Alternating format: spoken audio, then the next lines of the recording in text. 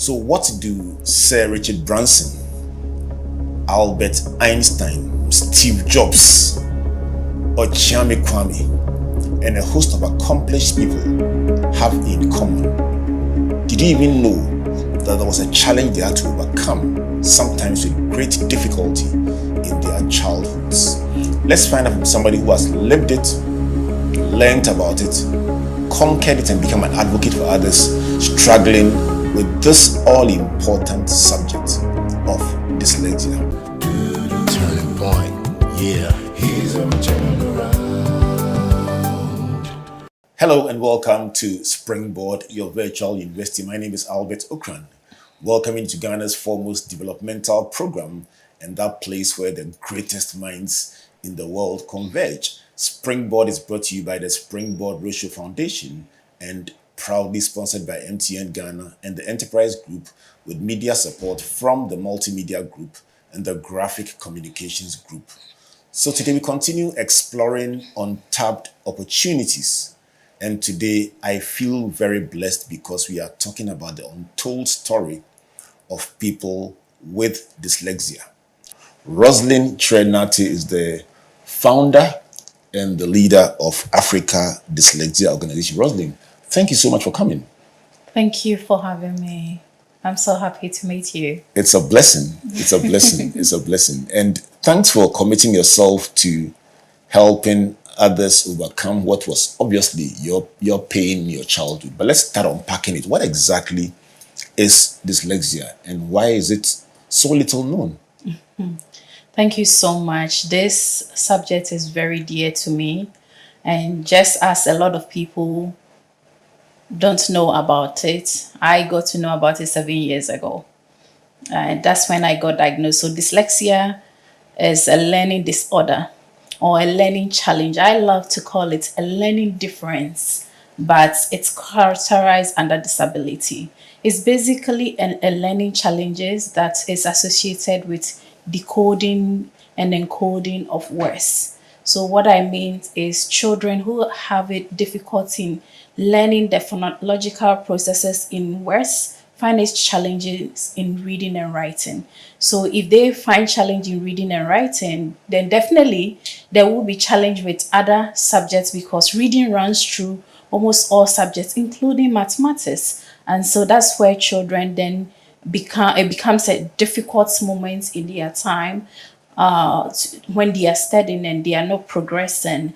But unfortunately, in our part of the world, dyslexia is not known at all.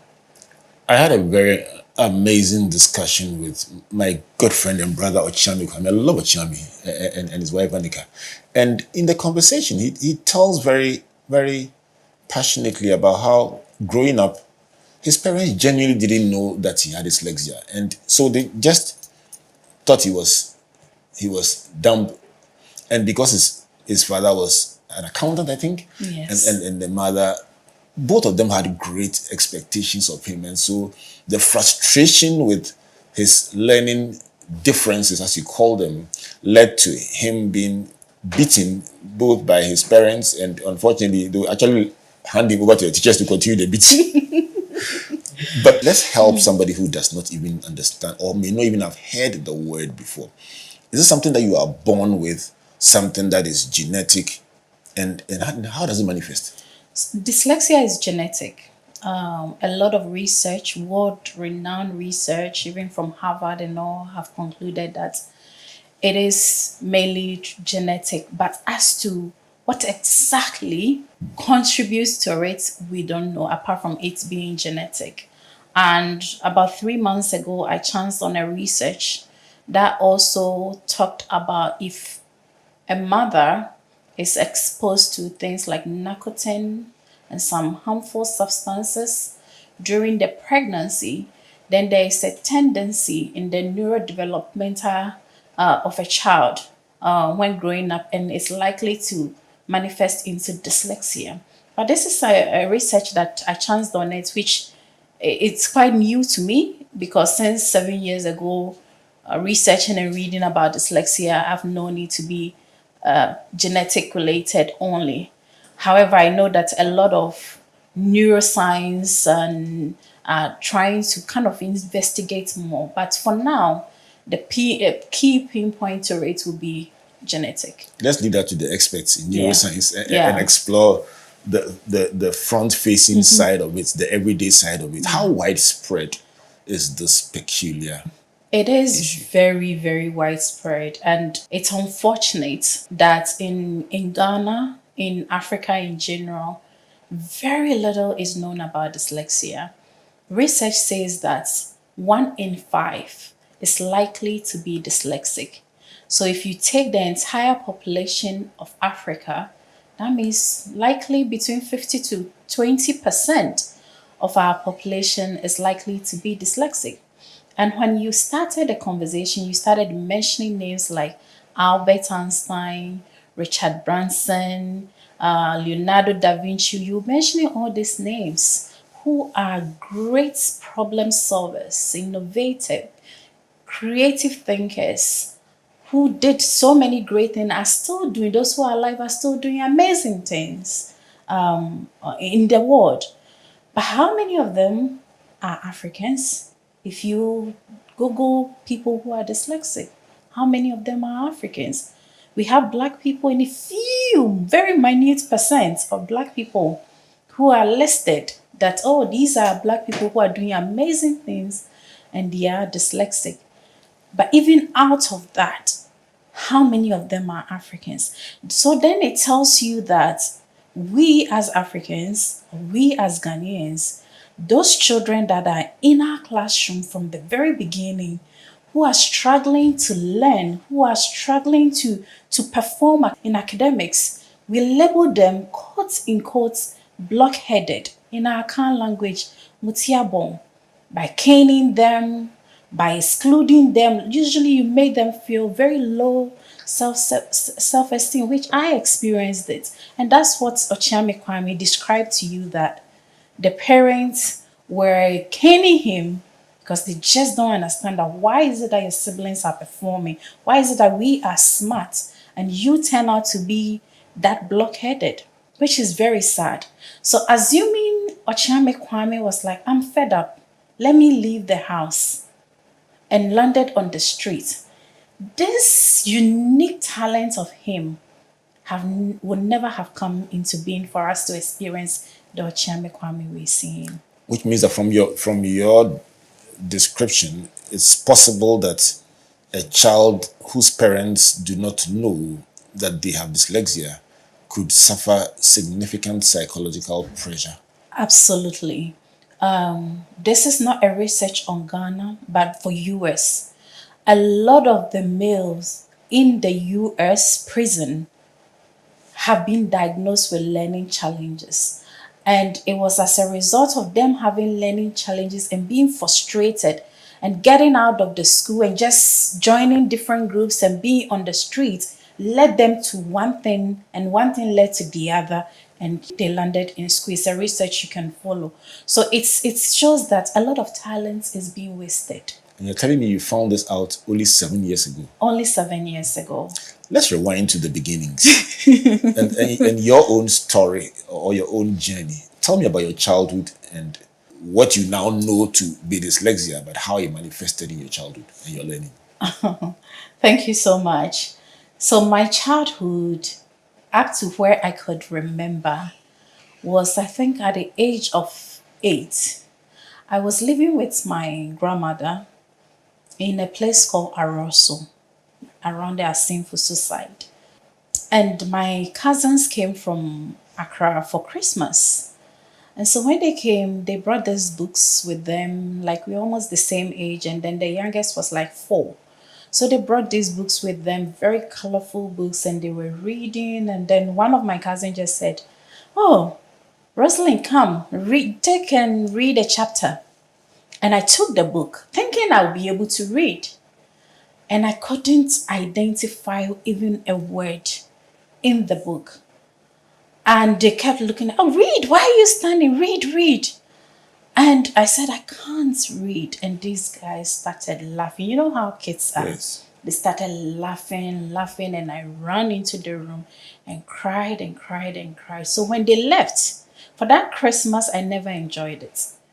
But when they left, I then started telling my grandmother I also want to go to Accra. Because in my mind as a young girl, I was thinking because I'm It is living in Accra. the village with her, then when I go to Accra, I will be very good. But then the school I was going in Arosut was a very good school. And so now being an adult, I realized that even people are in a typical rural area and they still get the concept of learning and they pass and become first class and all that. So that wasn't the issue. So I challenged my grandma that became very stubborn, and finally my dad came for me. So when he came for me, they took me to Suhum. I didn't come to Accra, but they took me to Suhum and I enrolled in school. Unfortunately for me, the house we stayed in, or the home, was a compound house with my aunt, and there were kids in this compound house. Amazing, brilliant students. And so this was me facing another children who asked you, write your name. Write your full name. And you know, my name is long, so write your full name. And I couldn't do it. So that was where I started becoming aware that I'm having challenges in school, and my aunt started paying attention and informing my dad that no, this girl is not picking up. So I changed school again to go to even a better school. The teachers did and did and did and did. I was not able to read. From the little you can recall, what was the biggest challenge? Was it reading or math? So it was more of reading and also math. So when we come a bit further, I'll show how there are comorbidity issues where you can be dyslexic and also struggle with dyscalculia, which is related to mathematics. And so I wasn't good in any of this. The only thing I was very much interested in, I was interested in sports. I make songs from every little words that I hear. You hear me composing. But those are talents that have been lost because nobody was watching me.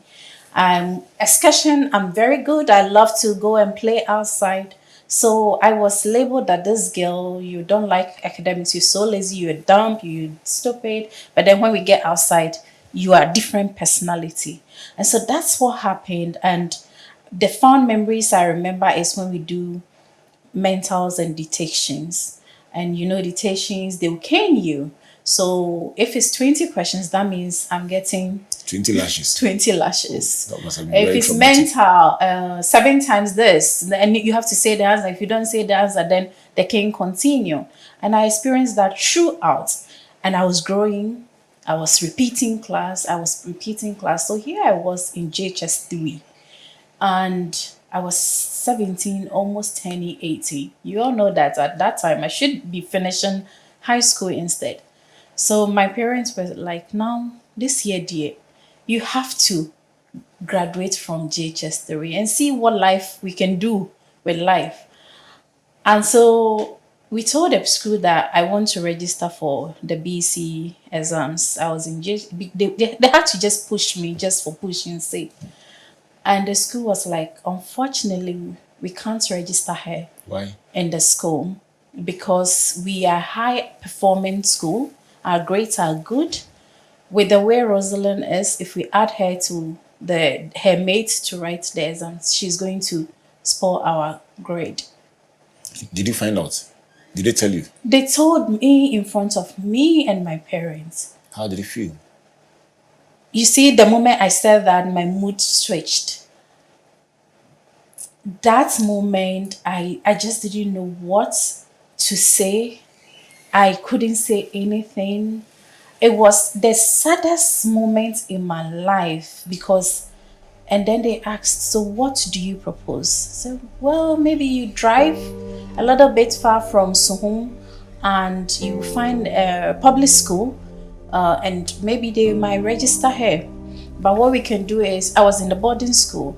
What we can do is she can still be part of her team to study everything. And the week for the BC, when we get to the center, then she joins the school that she's going because we all write at the same center. And so my parent did that, and we went to a village school near Suhum, and I got a headmaster who was like, I'll give it a try.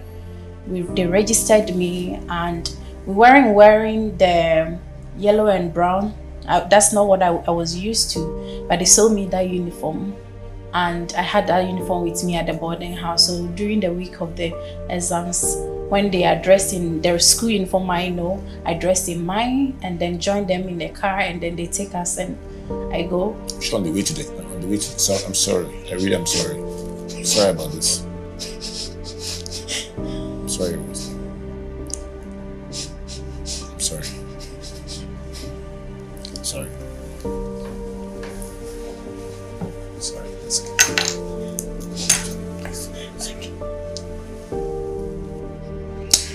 This is Springboard, your virtual university, a conversation about dyslexia, and my guest thankfully using her story and her pain to help other people who may be going through the same situation. It's a very emotional edition of the program, but I'm so grateful to Rosalin Abigail Kyere-Nartey for sacrificing to use her story. I'm inspired by what she's achieved. I've followed her on social media, watched her podcasts, and we just felt that this would be a very important moment to bring Rosalin into the studio and let her speak to somebody, a parent, a teacher, a child who's totally unaware of the peculiarity of the situation and is probably applying themselves in the wrong way to try and solve a problem they don't even understand. And it's our hope that after this, it will bring some encouragement,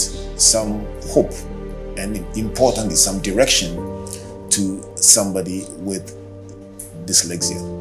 So, Rosalin, thank you for even agreeing to do this, and we'll pause for a moment for you to gather yourself, and if you would like to continue, we are happy to do so, and if not, we understand so much, because we can continue. It's much more about your well-being than anything else.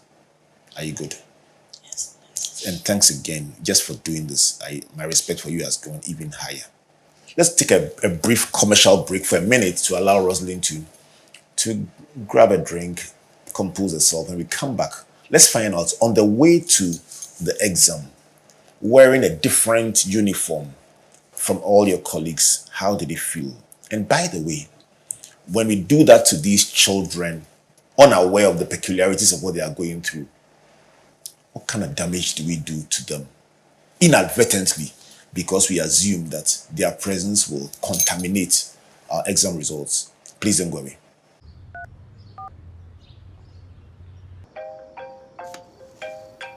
Hello? Bye. Well, everybody's heard about the bird that will fly. Bird is the word that will fly. Bird is the word that will fly. Don't you know about the bird? Well, everybody knows that the bird is the word that will fly. Bird is the word.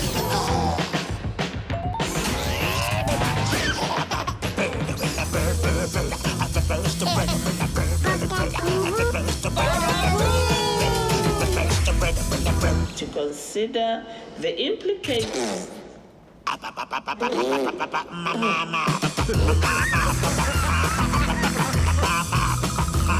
Hello? Everybody knows that the bird is the word.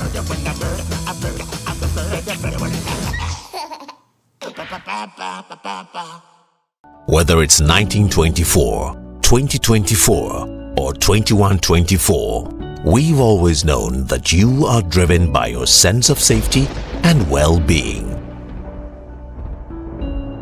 It is what drives us to see you through from start to finish, from small to big. And in the last 100 years, as you have evolved, so have we also expanded to serve you in many ways.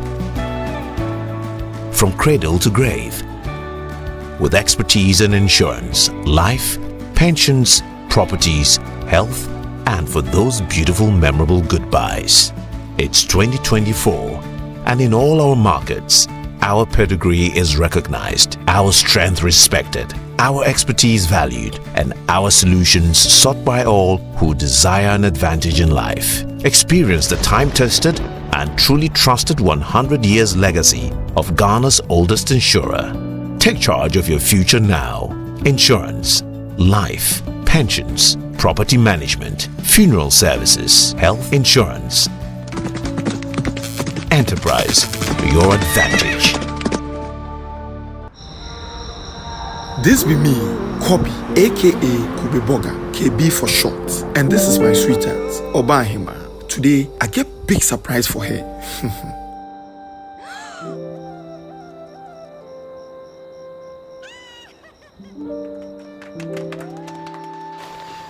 Charlie, gone are the days I couldn't spoil my girl. Now I'm engaged to the woman of my dreams. Don't just look at my success. To get here, I had to follow the process.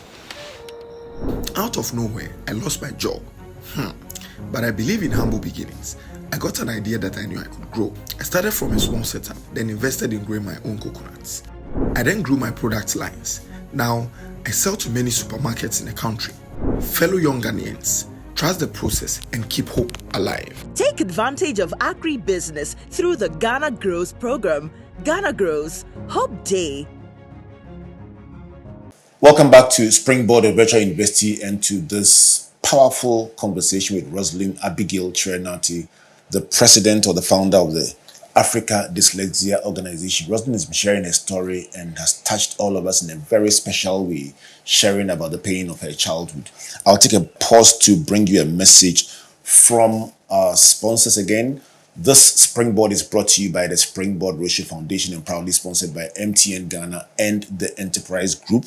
Talking about the Enterprise Group, the question for the day in the Enterprise Advantage tip: how do you claim a medical service refund and how long does it take to get it? So the response from Enterprise is submit receipts and all supporting documents to Acacia and you will receive your refund processed directly into your account within 14 days. The magic number is 14 days. Within 14 days, you will get the refund. This tip is brought to you by the Enterprise Group.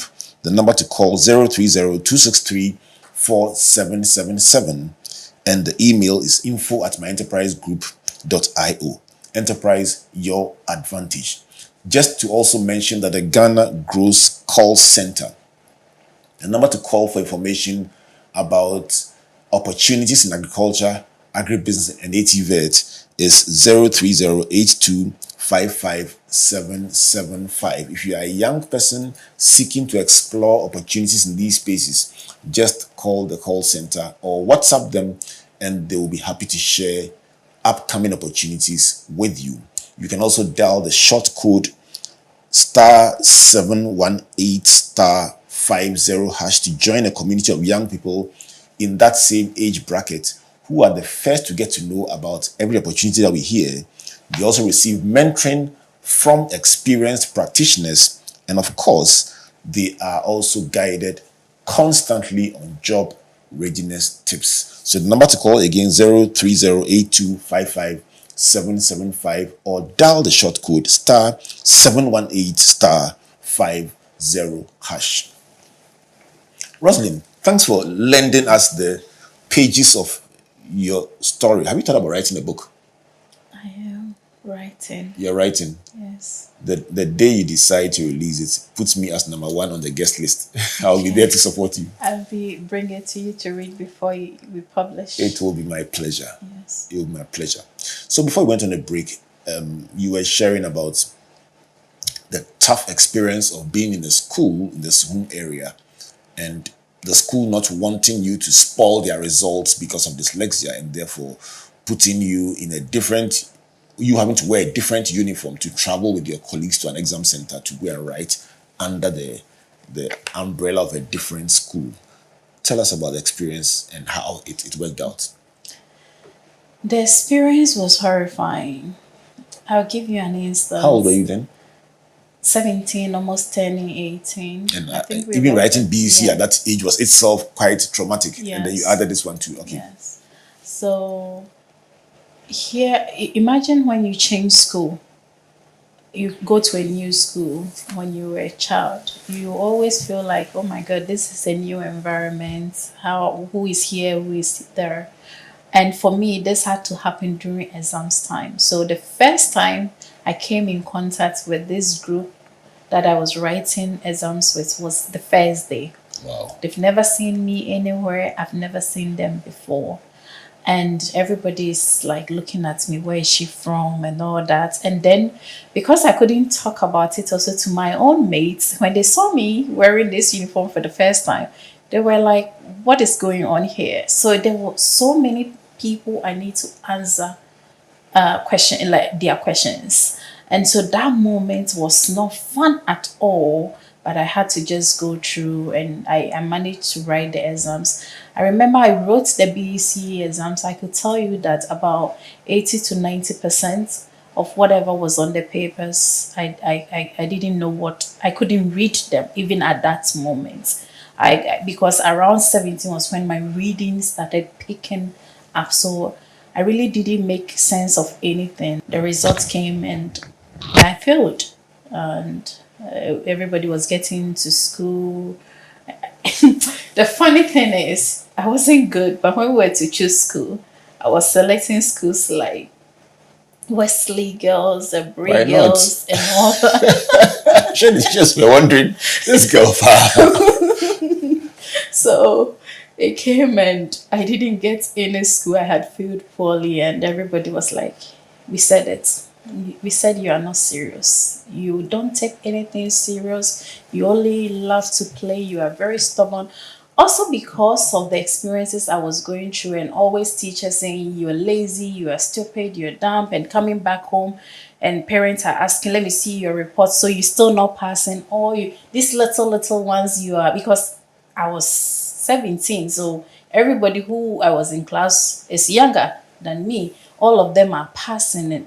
So because of that, I developed a very stubborn character to just defend myself. And so when it came and I had failed, they said, yeah, you see, you're very stubborn. Did you have siblings? I have siblings and they were going to school. I'm the eldest, so I needed to prove example as well. And some of them were quite good. And so they said, yeah, we said it. You see, you don't learn. You are very stubborn and all that. And that phase came and the reality was, now what do you want to do? Because no school will take you at this point. So maybe let's think about what skills you want to learn. Do you want to learn hairstyling or go and learn how to sew?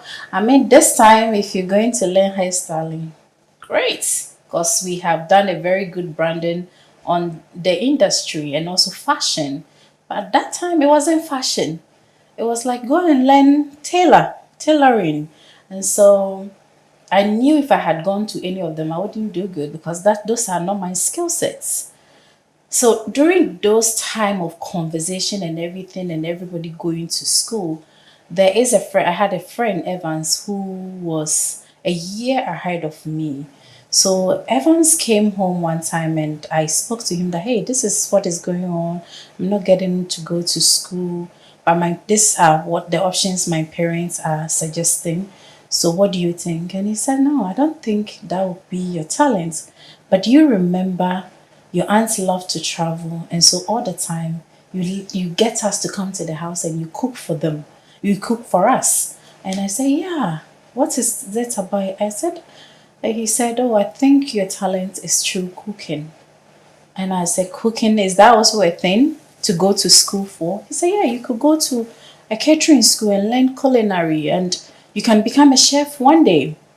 And I said, really? But then my result is not good. And he said, oh, as for culinary school, they might consider you. You also know that in Ghana, we classify those people who go to vocational and technical school as people who are, quote unquote, like people who can't learn properly. So he said, well, they can take you. It's better than you going to learn like hairstyling. So we applied. It used to be the case, but it's changed now. It's changed, and Completely. I love it so much. Yeah, all the things you mentioned that in those days were seen as second grade careers. Yes. By the grace of God, we've It has moved changed. on, and now these are very competitive Absolutely.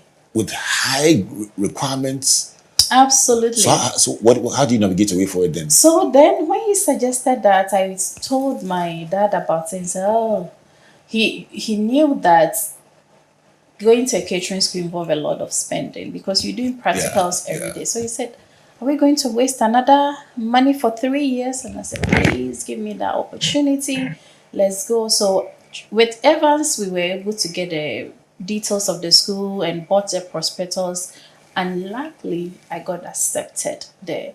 So I ended up going to the school, and so we got to Liberty Specialist Institute in Koforidia, and the first thing my dad did was to see the proprietress and informed her about my behavior and my challenges, that I'm not good with studies and I'm very stubborn, and but she should just allow me to walk through that school for 3 years, and let's see what comes out of me.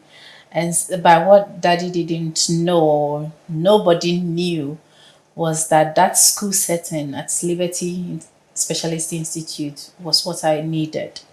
So we started, and I started loving school for the first time. I enjoyed, because we do practicals, we do things, and then my mind, I don't know how it happened, I call it miracle. My mind started opening up. And now it makes sense to me as to why that happened, because I'm working on dyslexia and I understand the different form in which we all learn. And so I learn by doing, using my hands, practical, hands-on. So kinesthetic learning. Kinesthetic learner and a visual learner. So you Okay, need so to what you see, what what I you see, do. what Okay. I do is what I excel in. And so I started becoming very well in school, and it shocked the teachers, it shocked the proprietors. At the end of that very term, when my dad came to pick me, the proprietress called him and said, Mr. Chere, is this the same daughter that you described when you brought her to school? He said, is she in trouble? Now that's very funny.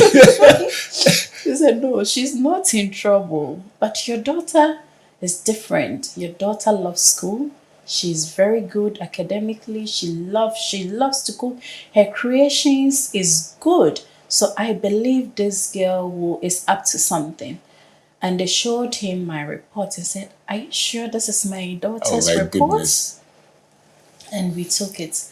But for me, during that conversation they were having, what I picked on was, this was my first time, as far as I can remember, where an educator was saying that she is good. Because I always heard she's not good.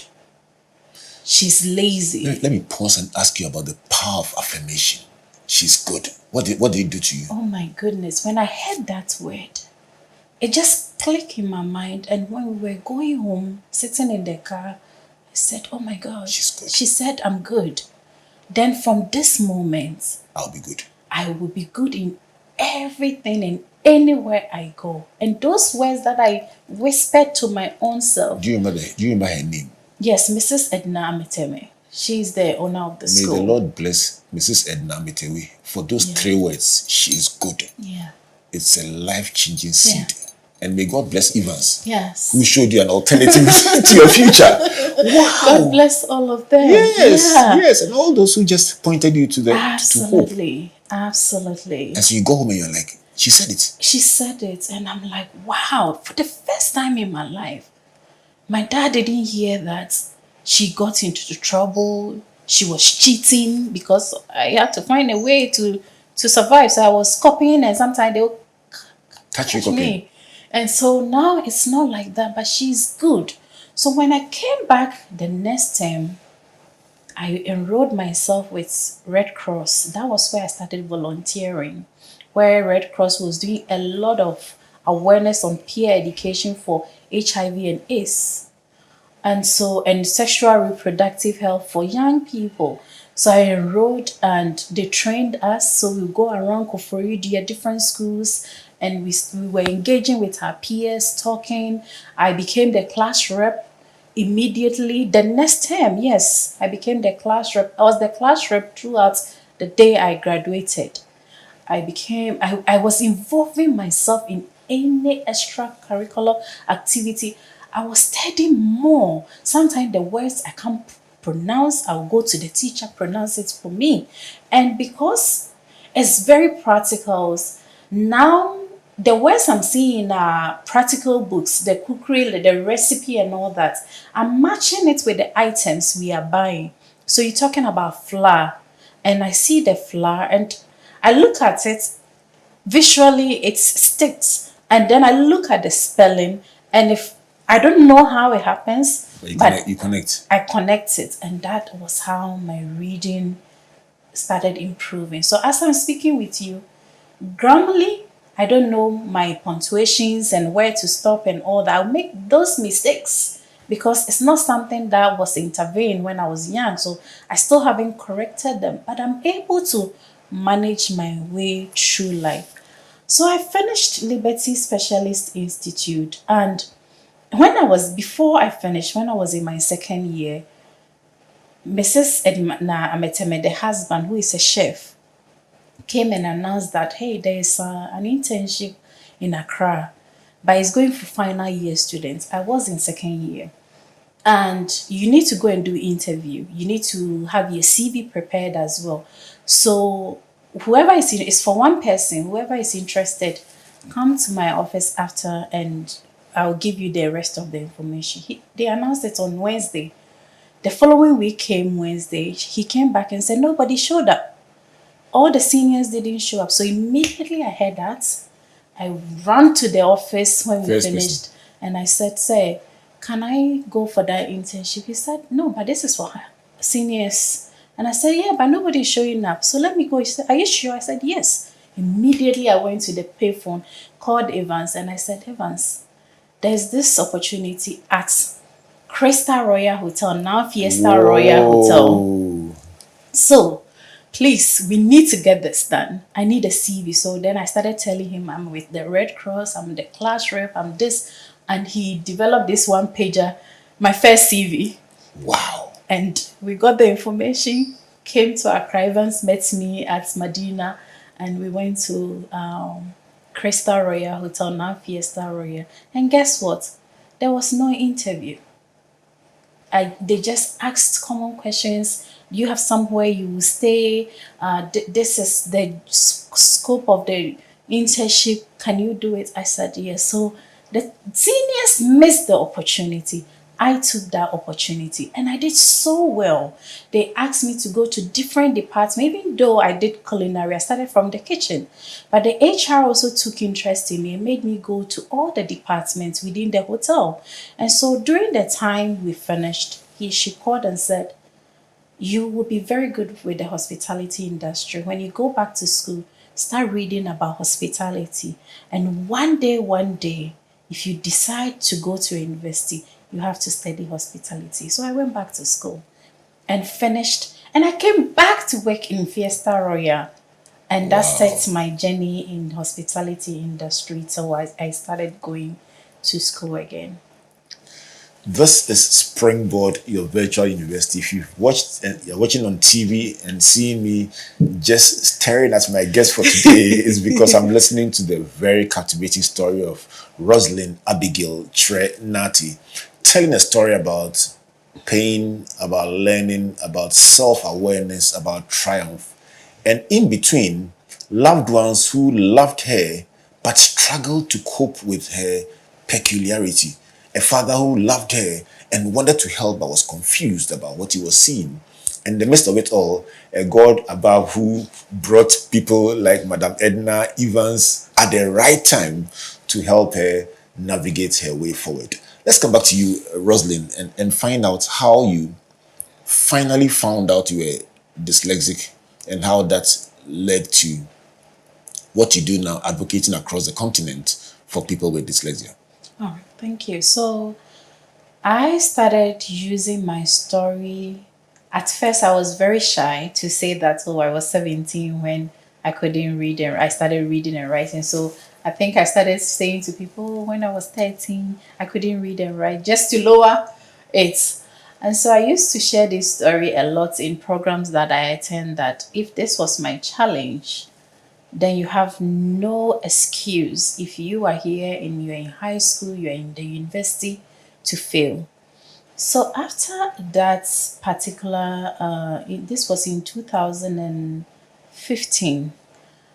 After that program, we did it at Lancaster University, and Farida Bedouin was there, and she said, Rosalin. Good friend of ours. Yes. She said, Rosalin, I've heard you many times saying this. Don't you think you are dyslexic? And I said, what are you saying? He said, don't you think you have dyslexia? And I said, is that a sickness or an illness or what is it? Goodness. And she said, go and read about it. I respect her so much. So I said, yes, I will go and read. The moment I left that place, I said, me, the way I've suffered in my life, I should go and research some dyslexia and put on myself. No, I'm not doing this. So that was where it ended. I never researched about it. Then in 2016, I decided to do my master's. And I was doing my master's in Switzerland. And it came up again from a teacher that I was working with on a project and asked me if, Rosalin, you are dyslexic. And I was like, oh, hold on, again? What is it? She said, no, I've observed certain things about you that I feel like you're dyslexic. Well, here is the link. Go to the International Dyslexia Association website. They have an online screener there. Read as much as you can and come back to me. Pause right there. So, for the benefit of our listeners and viewers, let's just break this down. Farida saw something. Being the experienced person that she is and being the advocate that she is, she could tell. Cross over thousands of kilometers to Switzerland. Your teacher or your supervisor or your lecturer who does not know Farida says the same thing.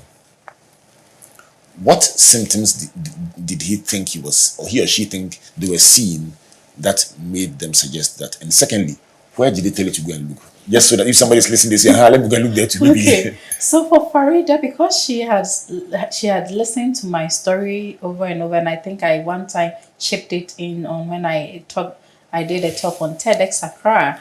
And so she was like, I think you're dyslexic. And even to give you a deeper understanding, when she said it, our friend Elizabeth Patterson, who is the founder of Girls Education Initiative, assessed her children, the girls in her club, for dyslexia. And I knew about it. But because I had blocked my mind from Farida's advice, I never took interest in it. And I said, no, I don't want, because the word dyslexia is heavy. So to me, it was like some form of illness that I'm going to pick on me, and I don't want anybody picking up on me again. I've had enough.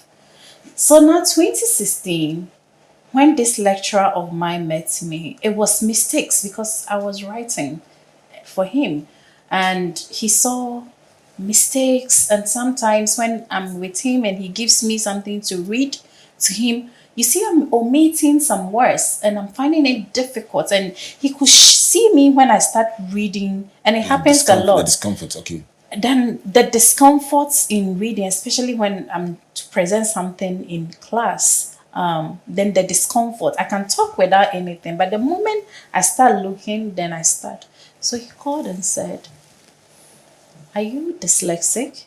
And I said, what? I've heard it once. What are you talking about? So he said, well, go to International Dyslexia Association website. And I went to the IDA website and I was like, what is this? Everything that they described on the website and the screening that they have on it, the online screening, described me. It's asking questions of my challenges, everything that I experienced. Like, do you have short attention span when learning? Yes, I can only give you my attention for 30 minutes when I'm learning. I need a break and come back. But our teachers don't know. So I checked almost everything on the screening. And then I went back to him and I said, yes, I think there might be a concern here because everything that is on that website is describing me.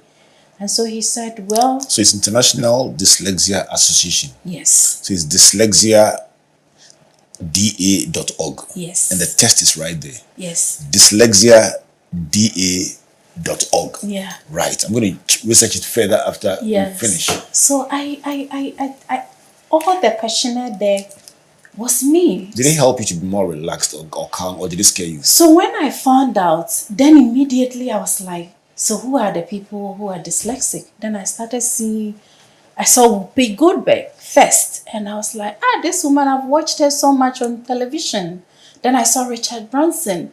My interest started building up, and I went back to him and I said, I think there is an issue here. Maybe, I'm not sure. But I ticked for everything, and he said, well, even with that assessment, I can tell that you are dyslexic.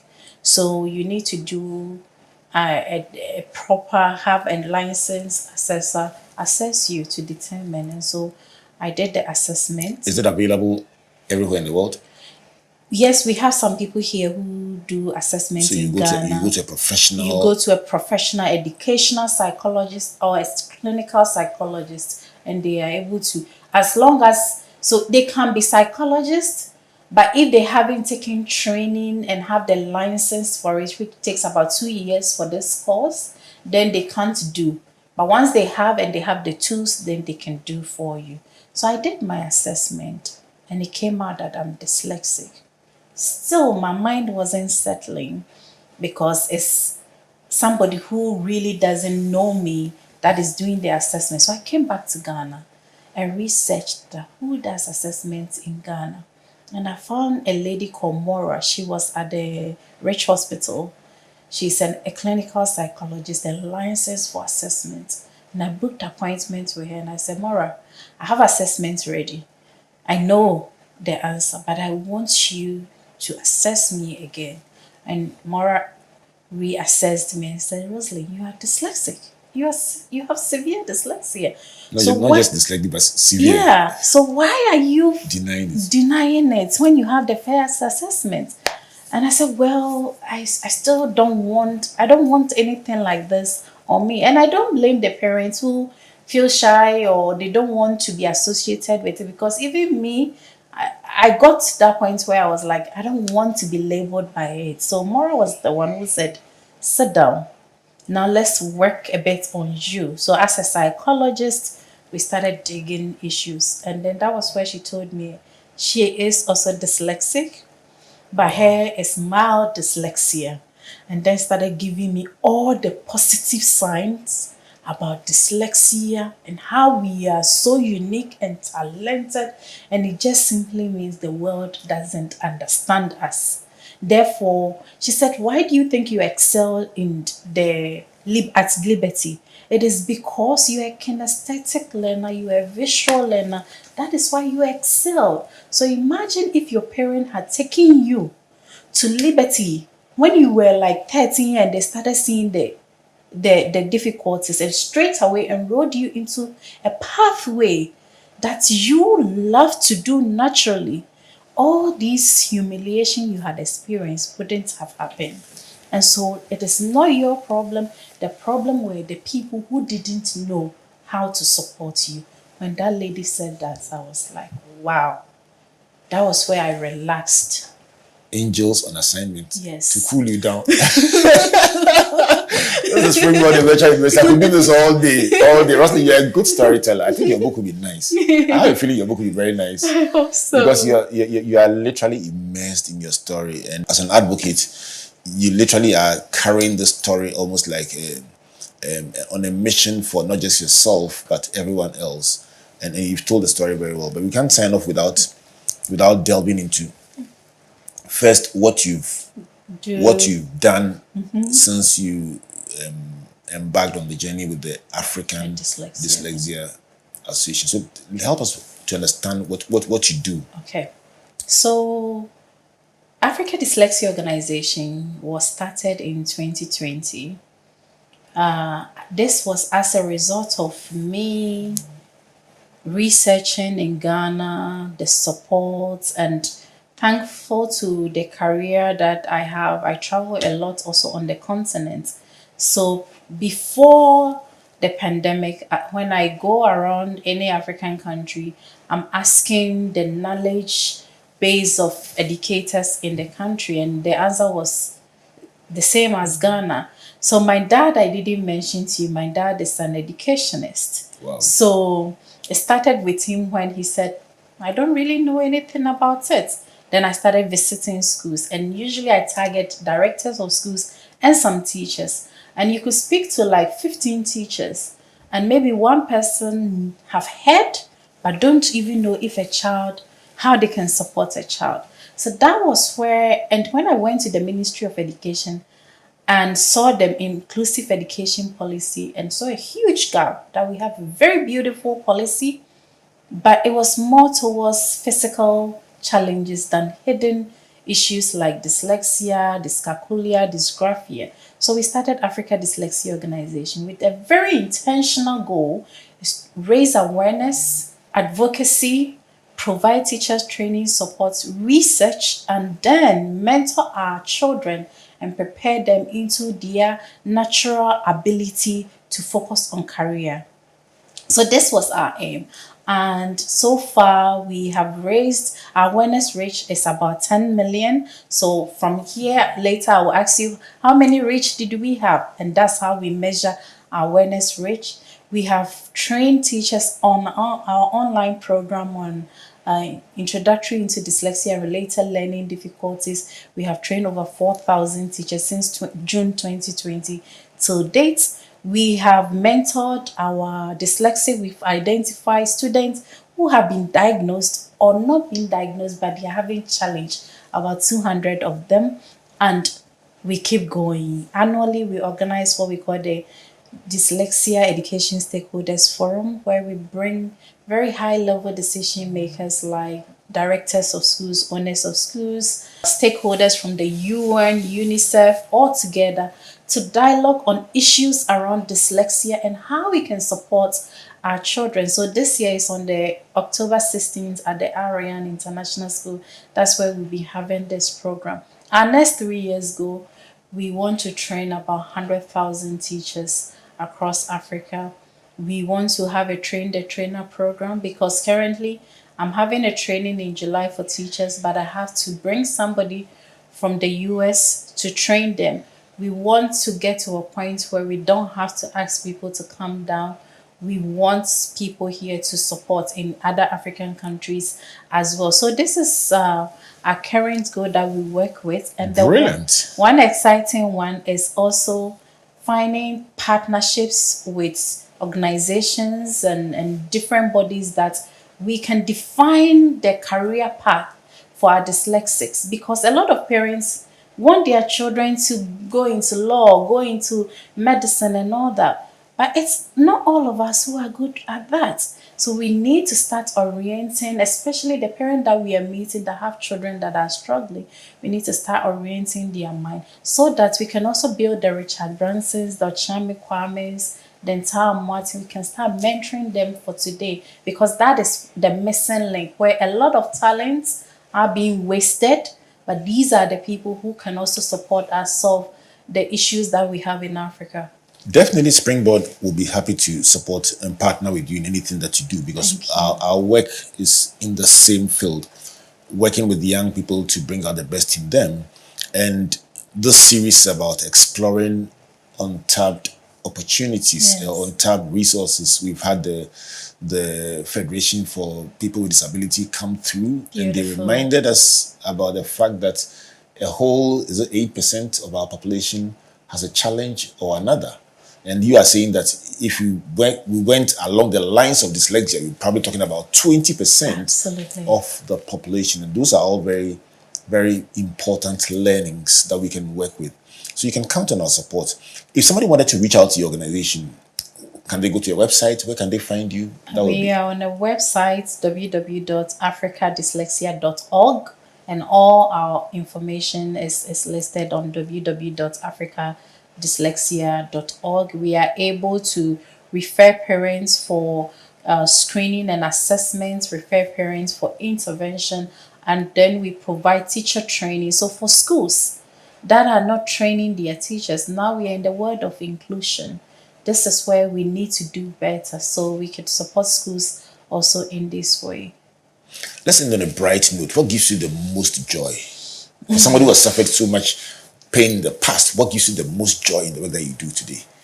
The most joy is that I am helping to prevents a child from going through what I went through. You saw I broke down just by narrating something that has happened over 20 years ago. So that means the pain is still there. And I survived it, but somebody else might not. So that joy for me meeting that parent and say, we met you and now my child is feeling better and feel wealthy, it gives me so much joy. And also one thing that gives me a joy is I know that with the work we're doing in the next 10 years, in the next 20 years, we are going to showcase a lot of the Denta Martin, the Nana Nsako, the Ochiame Kwame, We the had Nana Richard Sakwa on Branson. this show, and he, in fact, he even brought it up. Nana Sakwa brought it up first on this show before we had Ochiame Kwame. Nana did a brilliant, and very touching submission Yes, on that. they all come. We work with all of them, and they've been very supportive of us. Brilliant. I'll tell you what, it's been a very, very humbling, very rewarding, very instructive, inspiring interaction with you. And if I may, I pray that as you travel around the world doing what you do, God will protect you and preserve you. I pray that He will give you the joy and the fulfillment that comes from legacy, impacting the lives of other people. But my biggest prayer also is that God will surround you with good people who will support you in this effort, because the work is very big and the vision is very big. But I can tell that for many people who need help, your success is their success. And I pray that God gives you even more than you've prayed for. And that will be my prayer for you. If you joined us along the line, it's been a very, very fulfilling conversation with Rosalin Abigail Kyere-Nartey. She has founded the Africa Dyslexia Organization to help parents who don't understand what their children are going through, children who are asking why me, and teachers who are confused about the gap between some students and others, to understand that it is not the devil killing somebody. It's a peculiar challenge children are growing up with, that they can be helped to shine and to flourish as God has designed for them. For you, a parent listening out there who are saying, I need an intervention, I need help. For that child there who is saying, thank God I heard this today, I've been wondering if I'm correct at all. Let me give Rosalin the last words. Look into this camera and talk to somebody who says, I've been told so many times that I'm dumb that I have come to believe it, and help them to know that they are just unique, created in the image of God. You are not dumb. You're just different. You learn differently. And I want to tell you that if I could be here and even being interviewed by Reverend Albert, if you know my past, then you will see that light. The light is over there. And so I don't want you to give up. I don't want you to ever doubt yourself just because of your challenges to do with education. For parents, please, the best you can do is to show us love and show us empathy. We dyslexics or a child struggling, ask yourself, will a child wake up and say that me, I like that when I go to school, I'll be the last in academic score? No child wants to experience that. So it is not your child's fault. Be your child's advocate. So you get the schools to work together with them so they can provide some individualized experiential learning for your child. Without you, your child cannot make it. So don't leave everything on the school. Be part of the journey and believe that every child can learn, every child is a star, and believe in your child. Thank you. Wonderfully said.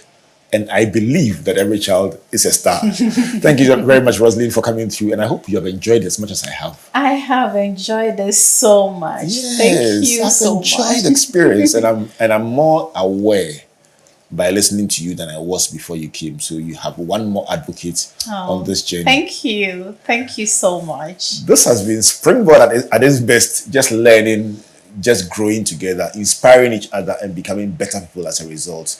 My name is Albert Ocran, thanking you on behalf of the Springboard Roadshow Foundation and our partners, MTN Ghana and the Multimedia Group, and of course the Enterprise Group, as well as the Graphic Communications Group. Till we come your way again next week, pause and look at somebody who seems to be struggling with a new understanding instead of judging them as being dumb and unserious. Till then, God bless you, and